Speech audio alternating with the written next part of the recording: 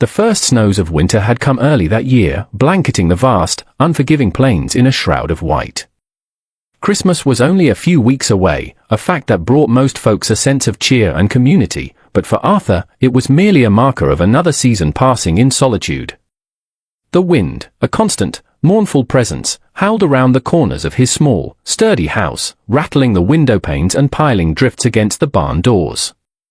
At 30, he was a man shaped by silence and loss, his quiet nature a reflection of the sprawling, empty land he called home. His life was a metronome of routine: rise before dawn, tend the livestock, mend what was broken, and sit by the fire as dusk consumed the sky. It was a simple, lonely existence, one he had accepted long ago. Dawn rose slowly, a pale, hesitant light that did little to warm the frozen world. The sun, a distant, silver disk, seemed reluctant to disturb the profound silence that held the land captive. Its first rays slid along the wooden ribs of the old barn, catching the frost that glittered on every surface and touching the dust motes drifting like tiny ghosts in the frigid air. Beneath a mound of dry, brittle hay, a young Chinese woman breathed in shallow, frightened tremors. Her name was Mai, and she was only 19, though the hardship she had endured had aged the look in her dark, almond-shaped eyes. She had walked farther than her body should have allowed, fleeing the grime and cruelty of the railroad town 2 days east. Exhaustion clung to her like a second skin, a deep, gnawing ache in her bones that was as relentless as the biting cold. She had arrived in this country on a promise of a new life, only to find herself sold into indentured servitude, her days spent in the suffocating heat of a laundry, her nights filled with the leering threats of the man who held her contract. 3 nights earlier, he had tried to claim more than just her labor. She had fought back, a desperate, wild thing, and then she had run. She ran with nothing but the thin cotton clothes on her back and the burning memory of her sister being taken away to a different town months before. The desire to find her, to not be alone in this hostile land, was the only thing that had kept her moving. As she wandered across the plains, the immense, snow-covered emptiness had settled into her bones like winter itself.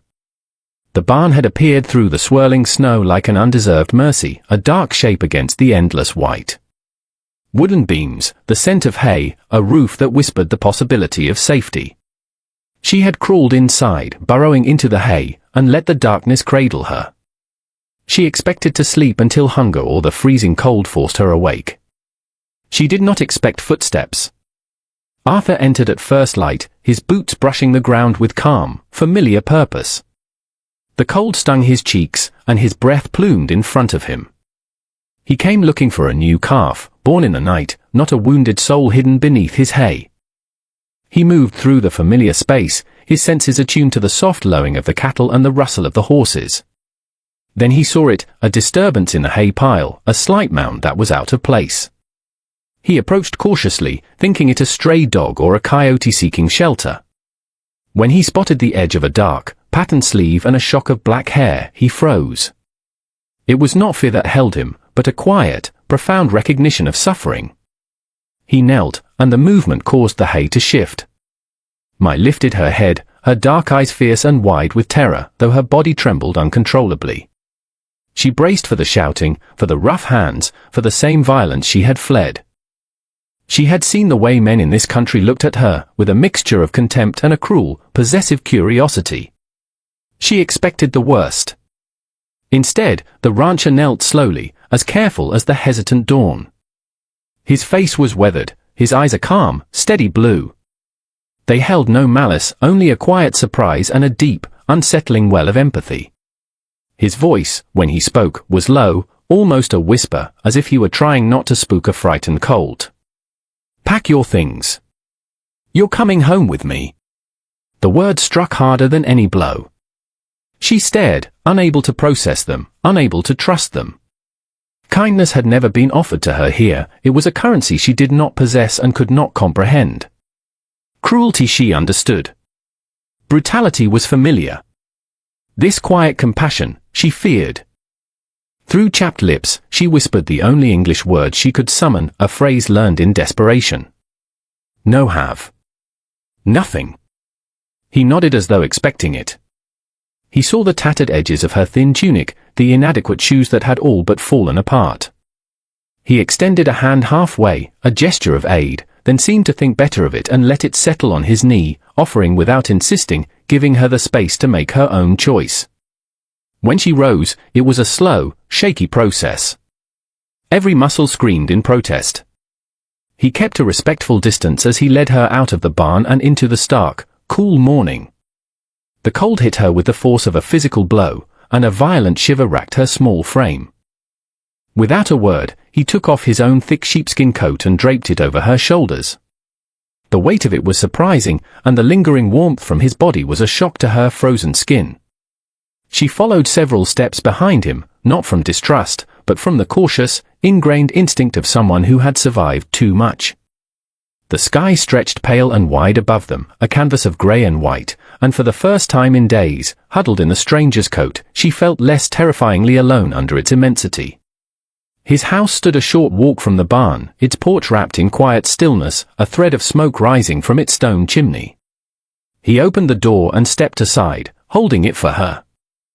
She hesitated, her fingers brushing against the rough-hewn wooden frame as though testing its reality. Inside, the air was a revelation. It smelled of cedarwood, baking bread, and coffee. A lamp burned in the corner, casting a soft, amber glow that felt like a sanctuary.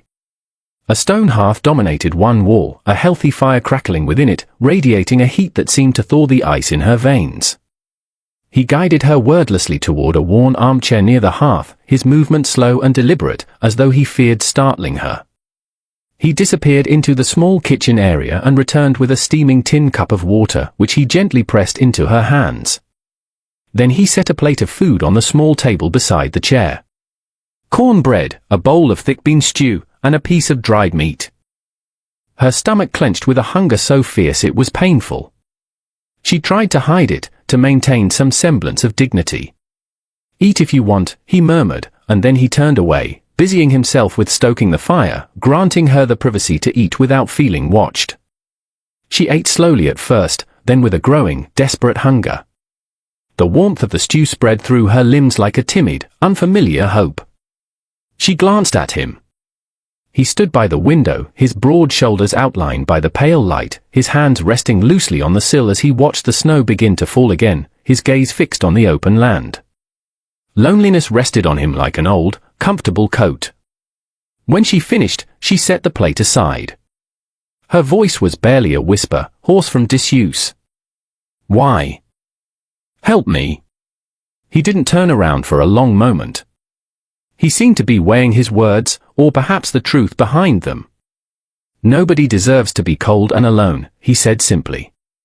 The answer unsettled her, loosening something tight and painful inside her chest.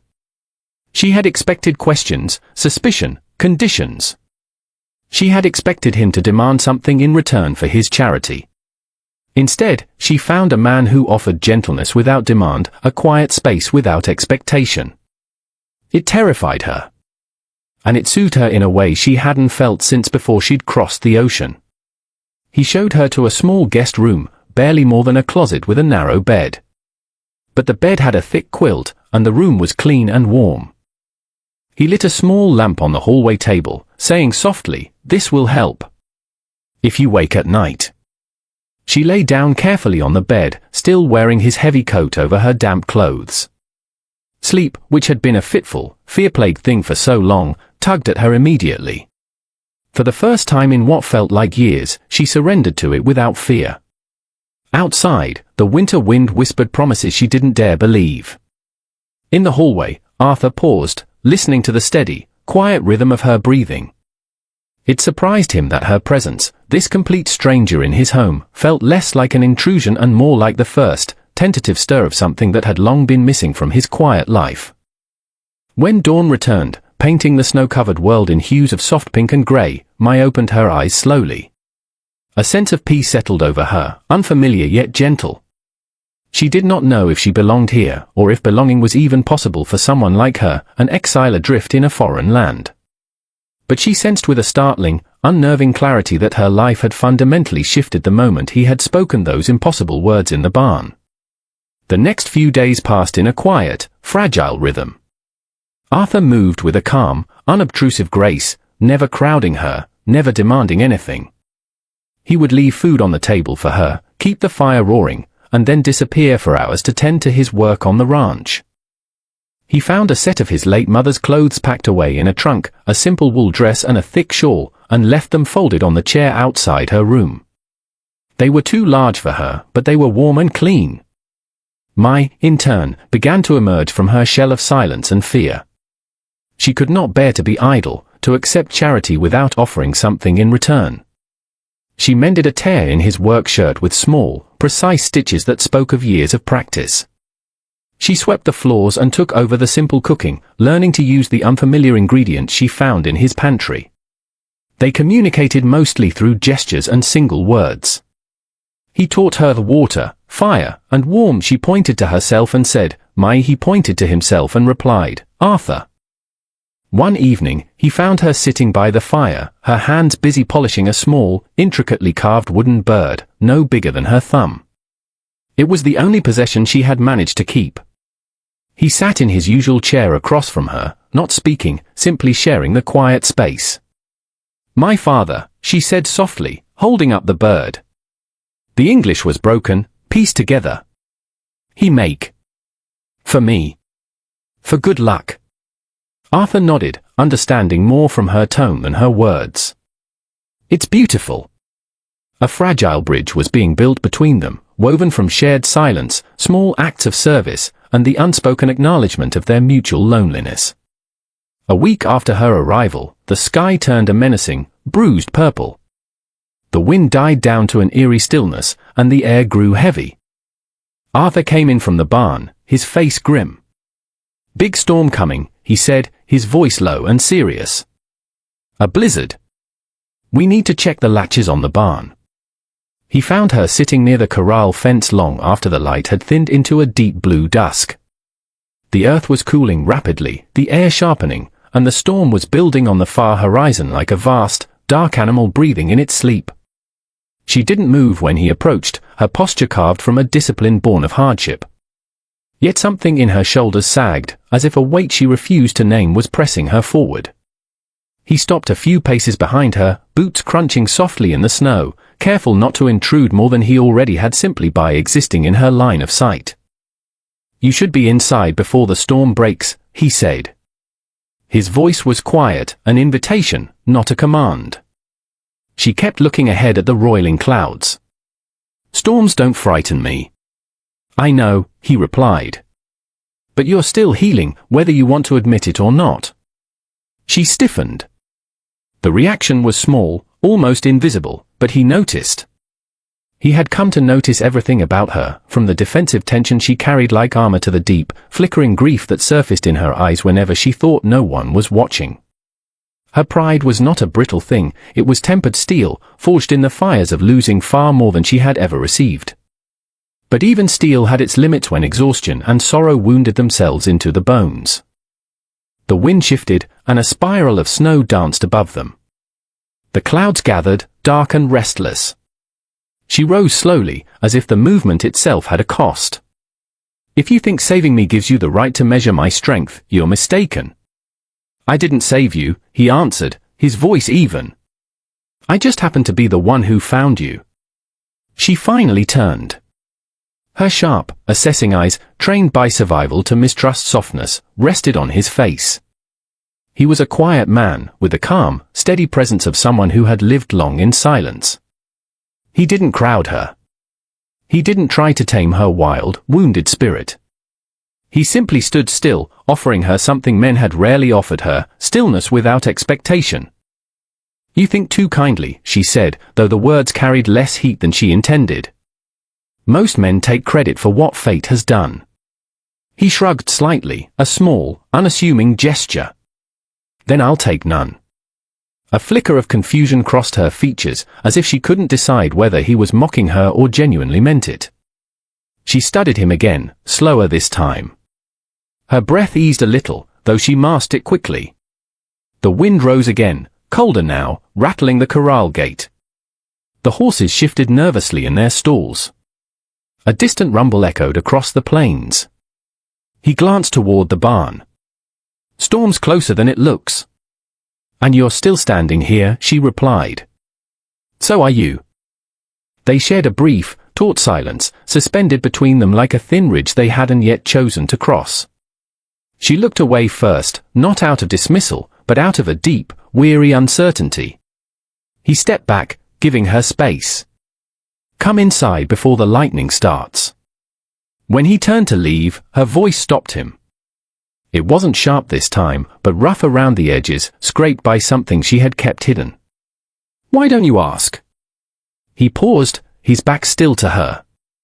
"Ask what?" "Why I was out there. Why I ran." He faced her again, but his expression stayed unchanged. "If you wanted to tell me, you would." She blinked, taken aback by the simple truth of his words. "You aren't curious." "Of course I'm curious," he said, his gaze direct and honest. "But my curiosity isn't more important than what someone's ready to share." The answer unsettled her in a way threats never could. Honesty was a blade she understood, gentleness was a language she was only just beginning to learn. Lightning pulsed along the distant clouds like veins of fire. She drew a shaky breath. "My family. Sold. To pay debt. My sister and I, we came to America. They said we work, send money home." But it was a lie. Her voice was low, heavy with the weight of her story. "They separated us. I was sent to a laundry in the railroad town. The owner, he was a cruel man. He said he owned me. My sister, Lynn, she was sent away. I don't know where. I heard whispers, a mining camp to the west. I had to find her. I could not leave her alone." Her jaw clenched. "That night, he tried to. I fought him, and I ran. I thought if I could get away, if I could just walk far enough, maybe I could find her. So she wouldn't be alone in the dark." He didn't speak at first. The silence wasn't judgmental or heavy with pity. It was patient, giving her story the space it deserved. "I'm sorry," he said finally. The simple, unadorned word struck her harder than any expression of pity could have. She looked away again, but this time it wasn't to hide anger. A low crack of thunder boomed, much closer now. A flash of lightning tore open the sky, illuminating the stark landscape for a brutal, beautiful second. He assessed the sky once more. "We need to get inside. Now." She nodded once, almost reluctantly, but followed him toward the barn. The wind was fierce by then, a physical force moving hard across the open land, driving the snow horizontally. They reached the heavy barn doors just as the first sheet of cold rain and sleet slammed down. Inside, the dimness smelled of hay, leather, and the faint, metallic tang of the storm. The barn trembled with each powerful gust.